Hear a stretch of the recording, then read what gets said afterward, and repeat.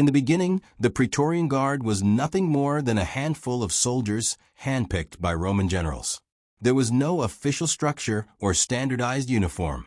The need arose from the brutal reality of the battlefield. Protecting the figure of the commander was as vital as winning the war. The magistrates already had their lictors, symbolic figures who carried bundles of axe-wielding rods, the fasces, as a sign of authority, but they were useless in the face of the violence on the front. So, for security and strategy, generals began to single out the most loyal and skilled soldiers to form small groups of personal guards. These men were more than mere squires. They were trustworthy, brutal when necessary, and willing to die for the leader who chose them. During the Roman Republic, this type of guard was temporary and informal. A powerful example was that of the Scipio family, who, in 275 BC, formed their own private guard. General Scipio Aemilianus personally commanded 500 of these men, ready to respond to any threat. Over time, this practice became common and strategic. It wasn't just about physical protection. Having a personal guard showed prestige, intimidated adversaries, and established who was in control. And as Rome grew, both in territory and political tension, the role of these elite units began to influence not only wars, but also the corridors of power. It was the beginning of a dangerous transition, from defensive guards to tools of influence. And this informal embryo, born of necessity, would soon take on a definitive and official form with the arrival of a name that would change everything: Octavian, the future Augustus.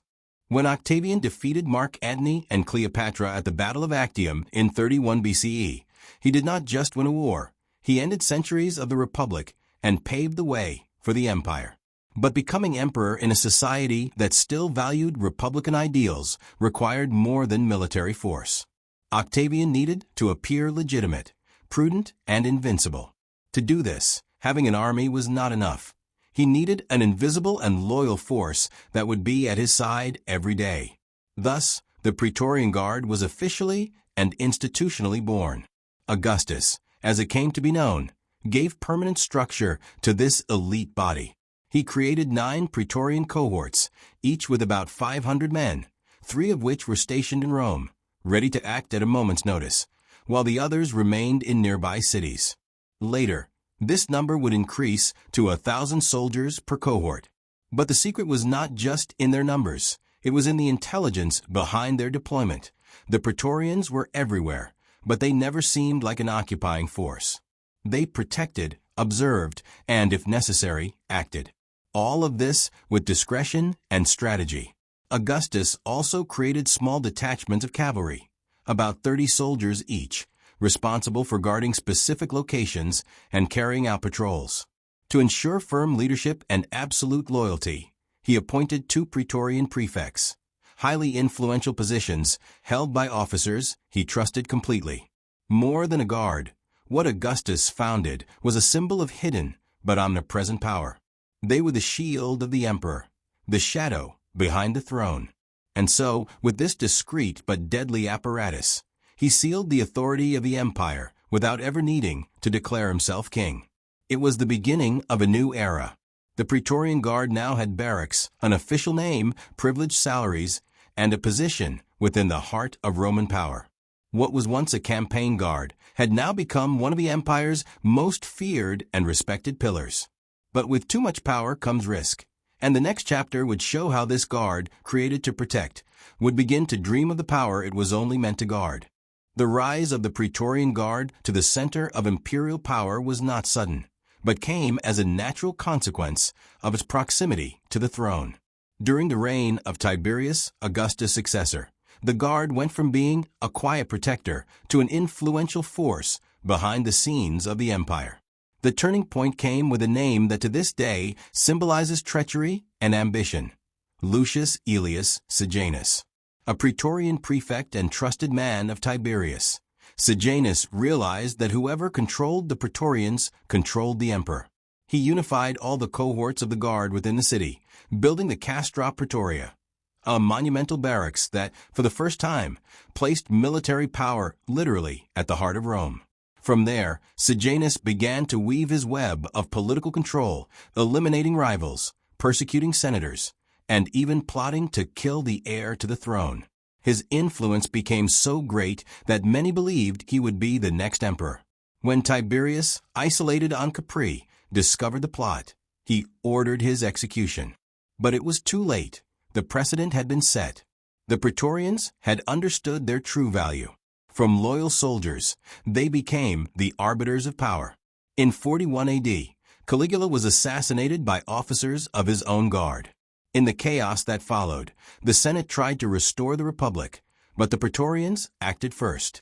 They found Claudius, Caligula's uncle, hiding behind a curtain in the palace.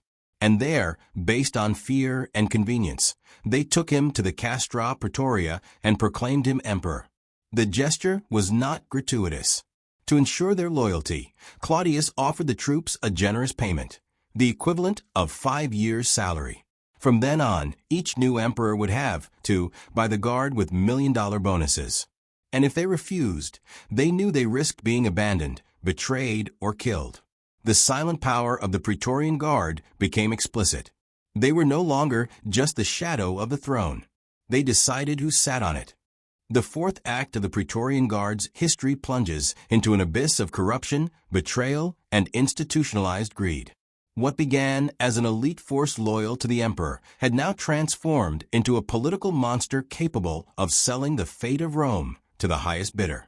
And the ultimate symbol of this moral decay occurred in one of the most shameful episodes in the history of the empire, the auction of the throne.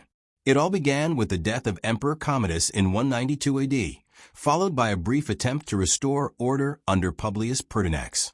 Despite being an experienced and respected man, Pertinax made an unforgivable mistake in the eyes of the guard. He tried to impose discipline and refused to pay a hefty bonus to the Praetorians. The result? He was assassinated after only 3 months in office. But what happened next was even more shocking. With no legitimate heir or succession plan, the Praetorian Guard decided to literally sell the empire. Gathered in the Castra Praetoria, the soldiers put the position of emperor up for public auction. Yes, the most powerful throne in the ancient world was sold as if it were a commodity. The winner? A senator named Didius Julianus, who offered the highest amount of gold and financial guarantees. With this move, the Guard abandoned any semblance of honor or duty and officially became a power company, mercenaries with control of Rome in their hands. But their glory days were short-lived. The act of selling the empire scandalized the entire Roman army, especially the legions stationed on the Danube. It was there that a new rival emerged, Septimius Severus. With the support of the royal troops and with moral authority over the rest of the legions, he marched on Rome, disarmed the Praetorians, disbanded the guard, and rebuilt it with soldiers loyal only to him. The betrayal they had so often used as a weapon was turned against them. The price of their ambition was high, the loss of autonomy and the end of trust. The Praetorian Guard, which had once shaped the empire with its swords, was now branded as a symbol of boundless corruption. The definitive fall of the Praetorian Guard was as grand as its rise, and it happened at the hands of a man who would forever change the history of the Western world, Constantine the Great.